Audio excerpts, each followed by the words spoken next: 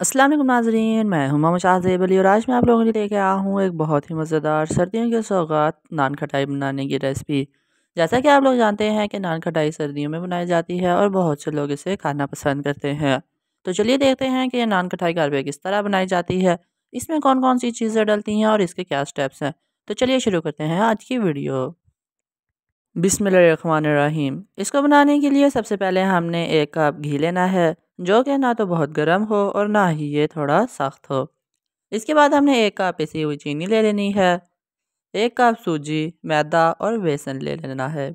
इसके बाद हमने थोड़े से पिस्ते बादाम लेके इनको अच्छे तरीके से पीस लेना है। इसको बनाने के लिए सबसे पहले हमने एक बाउल लेना है, जिसके अंदर सबसे पहले घी डालना है। घी डालने के बाद इसके अंदर चीनी शामिल कर देनी है। फिर इन दोनों चीज़ों को आपस में अच्छे तरीके से हमने मिक्स कर लेना है। आप देख सकते हैं कि ये दोनों अच्छे तरीके से मिक्स हो चुकी हैं।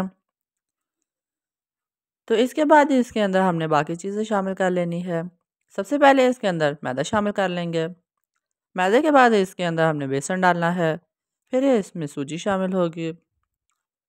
पिस्ते बादाम भी इसी जगह पे हम डाल लेंगे। फिर इसके अंदर 1 चम्मच बेकिंग सोडा शामिल होगा और 1 चम्मच ये हमने केवड़ा एसेंस शामिल की है। ये सारी चीज़ें डालने के बाद हमने इसको अच्छे तरीके से मिक्स कर लेना है।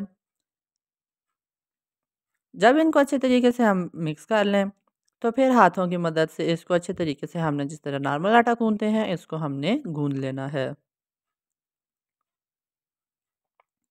इसको हमने अच्छे तरीके से गूँथना है और अगर आप लोगों को लगे कि इसके अंदर घी थोड़ा कम है, तो आप इसके अंदर थोड़ा-सा और घी शामिल कर सकते हैं। तो आप देख सकते हैं कि ये अब अच्छे तरीके से बिल्कुल गुन चुका है और ये अब नान खटाई बनाने के लिए फुल रेडी हो गया है।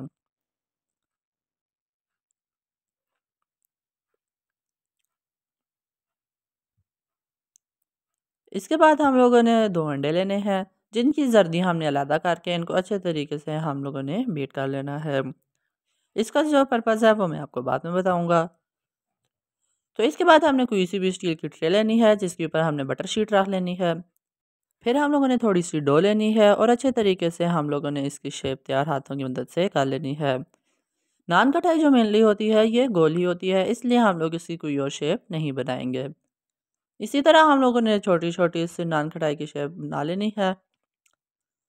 हम लोगों ने इसको काफ़ी फासले से रखना है, क्योंकि जब ये एक दफ़ा गर्म होती है तो ये फूल के आपस में जुड़ जाती हैं, जिसकी वजह से ख़राब हो जाएंगी।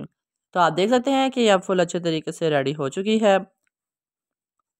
तो इसके बाद हमने एक ब्रश की मदद से अच्छे तरीके से जो पहले हमने अंडा बीट किया था वो इस सारे के ऊपर लगा देना है।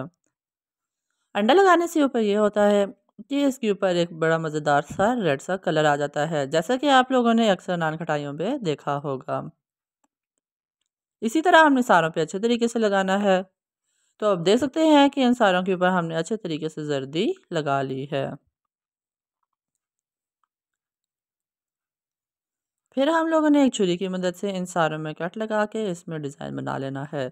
इससे ये होगा कि जब हम इसे बेक कर रहे होंगे तो ये टूटेगी नहीं और ये ख़राब नहीं होगी। तो इसी तरह सारों में हम लोगों ने डिज़ाइन तैयार कर लेने हैं।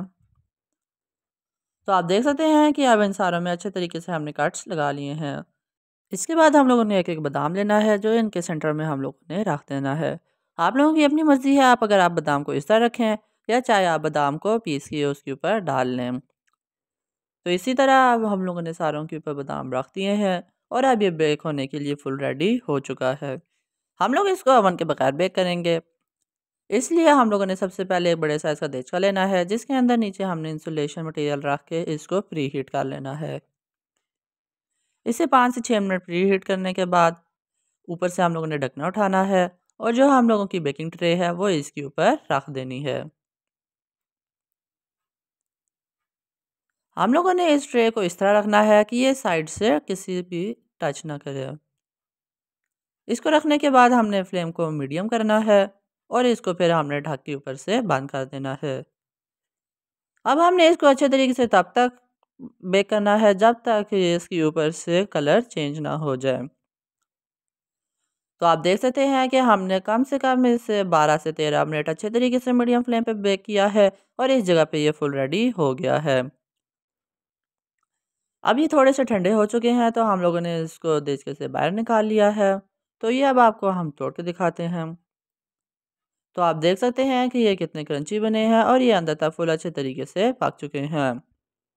तो नाज़रीन, इसी के साथ आज की हमारी नान खटाई बनाने की रेसिपी यहीं पे मुकम्मल होती है। उम्मीद करता हूँ कि आपको पसंद आए। अगर आपको पसंद आए तो आप इसको लाइक करें, शेयर करें और इसके नीचे कमेंट बॉक्स में कमेंट करके बताएं कि ये आपको रेसिपी किस तरह की लगी।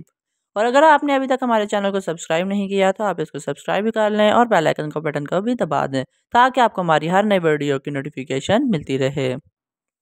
तो मिलते हैं आपसे अगली एक मज़ेदार रेसिपी में, तब तक के लिए अल्लाह हाफिज़।